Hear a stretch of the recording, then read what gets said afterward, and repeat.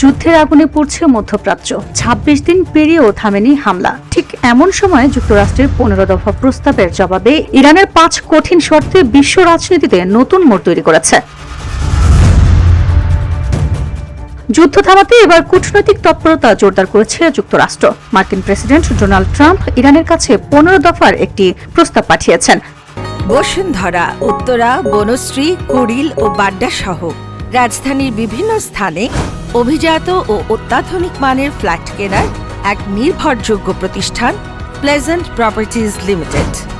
এই প্রস্তাব পৌঁছেছে পাকিস্তানের মাধ্যমে, এমনটাই জানিয়েছে দ্য নিউ ইয়র্ক টাইমস। তবে এই প্রস্তাবের জবাবে ইরান দিয়েছে ৫টি কঠিন শর্ত, যা এখন বিশ্বজুড়ে আলোচনার কেন্দ্রবিন্দু। প্রথমত, ইরান চায় চুক্তি হলে আর কোনোভাবেই যেন পুনরায় যুদ্ধ শুরু না হয়। দ্বিতীয়ত, বিশ্বের অন্যতম গুরুত্বপূর্ণ এই জলপথে কার্যত নিজেদের প্রভাব নিশ্চিত করতে চায় তেহরান। তৃতীয়ত, ইরানের দাবি এই অঞ্চলে থাকা সব মার্কিন সামরিক ঘাঁটি বন্ধ করতে হবে। চতুর্থত, চলমান সংঘাতে হওয়া ক্ষয়ক্ষতির জন্য আর্থিক ক্ষতিপূরণ দাবি করেছে ইরান। পঞ্চমত, ইরানের অভিযোগ তাদের বিরুদ্ধে অপপ্রচার চালানো সংবাদ মাধ্যমের কর্মীদের বিচার বা হস্তান্তর করতে হবে।